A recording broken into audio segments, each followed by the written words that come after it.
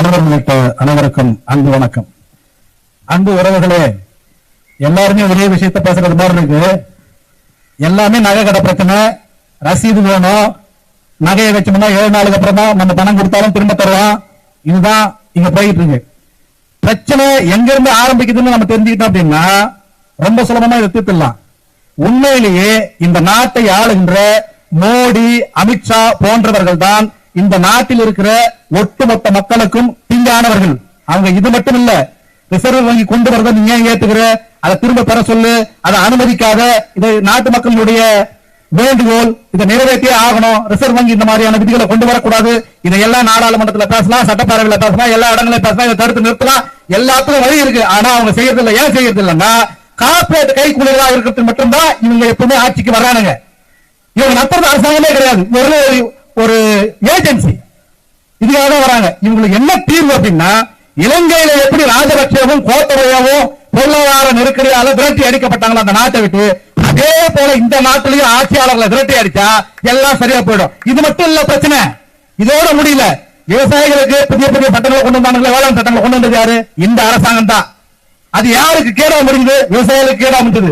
400க்கும் மேற்பட்ட விவசாயிகள் கொல்லப்பட்டது எப்படி? இப்படிதான். அவங்க எல்லாம் தற்கொலை பண்ணிட்டு செத்தாங்க. தற்கொலைக்கு தூண்டியது இந்த ஒன்றிய அரசாங்கம், தற்கொலைக்கு தூண்டியது இந்த மோடியும் அமித்ஷாவும். ஆனா பாருங்க, பணக்காரங்க எல்லாரையுமே தப்பிக்க விட்டுவானுங்க. நீரவ் மோடி தப்பிச்சு போயிடு, மல்லையா தப்பிச்சு போயிடு, பெரிய பெரிய நிறுவனங்கள் தப்பிச்சு போயிடணும். அம்பானி குடும்பம் 1 லட்சம் கோடிக்கு மேல வங்கிகள்ல கடன் வாங்கி இருக்கலாம். இது வரைக்கும் எந்த காசையும் திருப்பி கட்டவே இல்லை. உங்களுடைய நிறுவனங்களை எல்லாம் நாங்க ஜப்தி பண்ணலாமான்னு போய் கேட்டப்ப சொன்னா, நான் என் நிறுவனங்களை மறுபடியும் நடத்தினாதான் கட்ட முடியும், அதுக்கு இன்னொரு 50,000 கோடி கொடுறாங்க, அதையும் கொடுத்து இந்த ரிசர்வ் வங்கி. அப்படிப்பட்ட மோசமான ஒரு ரிசர்வ் வங்கி நிர்வாகம் தான் இங்க இருக்குது. அது மக்களுக்கான நிர்வாகமே இல்லை. இன்னும் சொல்ல போனா தூக்கி எறியப்பட வேண்டியது மோடி, அமித்ஷாவை மட்டுமல்ல, இந்திய அரசியலமைப்பு சட்டத்தின் கீழே நடத்தப்படுகிற இந்த தேர்தல் முறையும் தவறானது என்று அதையும் தூக்கி எறியணும். எப்படி இந்த தேர்தல் சரியான? முதல்ல பிரதமருக்கு முதல்ல நம்ம ஓட்டு போடுறோமா? பிரதமருக்கு ஓட்டு போடுற முறை கொண்டு வந்தா ஆளுங்கட்சியின் மெஜாரிட்டி இந்த எந்த பிரதமர் வரக்கூடாது, எல்லா மக்களும் ஓட்டு போட்டா ஒரு பிரதமர் வரணும் முடிவு வந்ததுன்னா, எதிர்கட்சிக்கார ஒருத்தர் பிரதமர் இருக்கிறான்னு வச்சுப்போம், மெஜாரிட்டி இருக்கிறவங்க கூட தப்பு செய்ய முடியுமா? முடியாது இல்ல. அப்படியான சூழ்நிலையை இந்த நாட்டில் உருவாக்கணும். பாத்தீங்களா, இந்த குடிசைகள் இருக்குல்ல, யாரு இவங்க எல்லாம்? இந்த சென்னையினுடைய பூர்வ குடிகள்.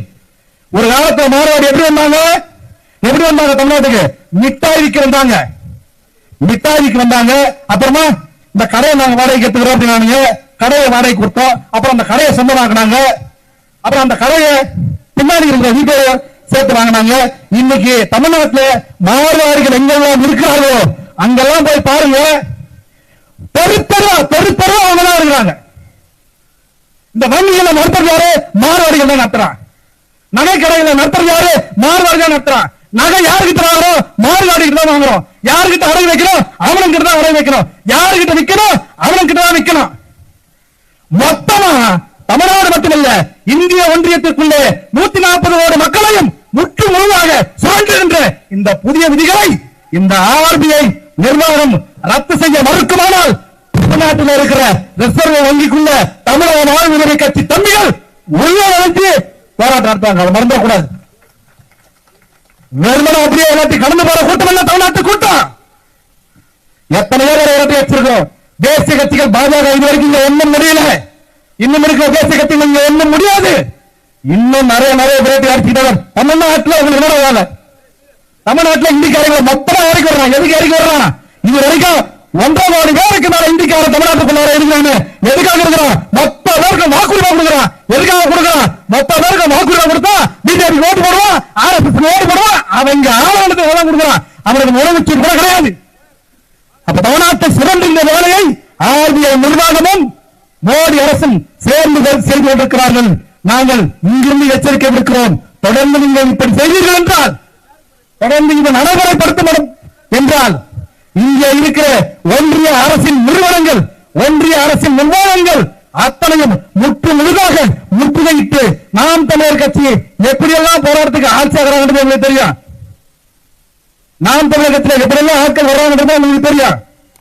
ஆனா அப்படிப்பட்ட கூட்டம் இந்த கூட்டம் இல்ல.